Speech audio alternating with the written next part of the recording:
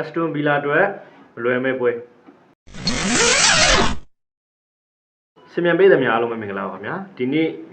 9:45မှာဆိုလို့ရှိရင်ကျွန်တော်တို့ဒီ Arsenal နဲ့ Aston Villa နဲ့ဒီရှင်ပြိုင်ကစားကြမယ် Premier League ပွဲစဉ်19ရှိပါတယ်ကျွန်တော်ဒီပွဲလေးကိုပွဲကြိုသုံးသက်ကြည့်အောင်ပါခင်ဗျာဒီညတော့အာကြီးကျမ်းပြီဗျာဒီလိုပြောလို့တစ်ဖက်တင်း Aston Villa ကိုကျွန်တော်တို့အထင်သေးရတော့မဟုတ်ပါဘူးเนาะကျွန်တော်တို့ဒီအာကြီးရဆိုလို့ရှိရင်တော့ကျွန်တော်တို့ဒီပထမအကြော့Aston Villa နဲ့တွေ့ထားတဲ့ပွဲမှာဆိုလို့ရှိရင်ကျွန်တော် 2-1 နဲ့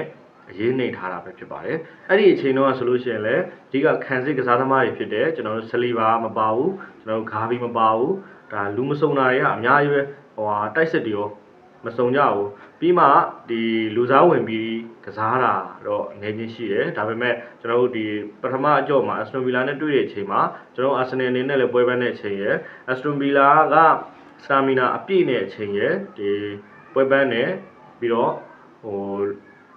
injury ပြဿနာအကြောင်းလူမရှိရတဲ့အကြောင်းဒါအရေးနှိမ့်သွားတယ်ဗောနော်ဒါတော့မှနောက်ဆုံးမိနစ်ကျမှအရေးနှိမ့်ခဲ့တာဗော Aston Villa ဘက်ကိုကြည့်မယ်ဆိုတော့ Aston Villa ကတော်တော်လေးကိုရလက်ကောင်းထားတဲ့တင်းကျွန်တော်တို့17ပွဲဆက်တိုက်ကိုသူကရှုံးပွဲမရှိကန်ထားတာဗျ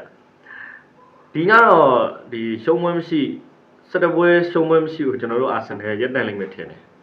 ပြီးတော့ Aston Villa ကတုံအသင်းမျိုးလေးဖြုတ်ထားမဟုတ်ဘူးဗျကျွန်တော်တို့ Spurs ရှိမယ်ပြီးတော့ကျွန်တော်တို့ Man City ရှိမယ်ကျွန်တော်တို့ Arsenal ရှိမယ်ပြီးတော့ Manchester United ပါမယ်တကယ်အသင်းကြီးတွေပဲတကယ်ဖြုတ်နေတဲ့အသင်းမျိုးဒါပေမဲ့ကျွန်တော်တို့ဒီ Chelsea နဲ့နောက်ဆုံးပွဲမှာဆိုလို့ရှိရင်ဒီ Chelsea ကိုတော့နိုင်ရတော့တယ်ဒါပေမဲ့သူတို့တွေတော်တော်လေး stamina ကျနေတာသူတို့တွေနည်းနည်းခြေကျနေတဲ့ပုံစံမျိုးတော့မြင်ရတယ်ဒါကြောင့် Arsenal ကိုတော့ဒီညသူတို့ဒီအနိုင်တော့ရှင်ပြိုင်ကစားနိုင်မှာမထင်ဘူးဒါပေမဲ့ပွဲကတော့အကျိတ်နဲ့ကြည့်ကောင်းမဲ့ပွဲမျိုးဒီည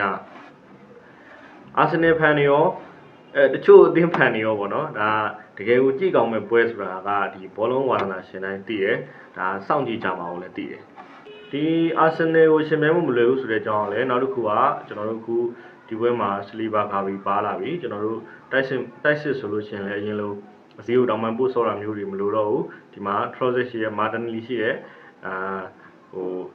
ကြက်ခိုင်ပဲပေါ့နော်ပြီးတော့တိုက်စစ်မှုဆိုလို့ရှိရင်ကျွန်တော်ဂါဘီဂျေဆုရှိတယ်ပြီးတော့ယောဂရက်ရှိတယ်ဒါရှီတန်လည်းပြည့်စုံမယ်အလယ်တန်းဆိုလို့ရှိရင် Declan Rice ရှိမယ် Zoe Mendy နော်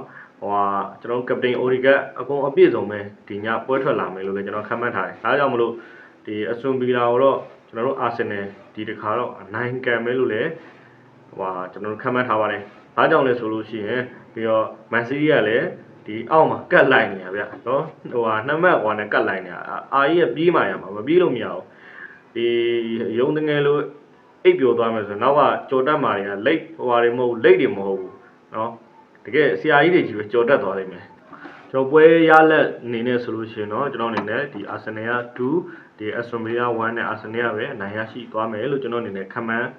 ထားပါတယ်ခင်ဗျဒီပရိသတ်တွေရောကျွန်တော်ဂိုးရလက်လေးခန့်မှန်းထားတာရှိရင်ကျွန်တော် comment မှာရေးပေးတော့ပါအောင်နော်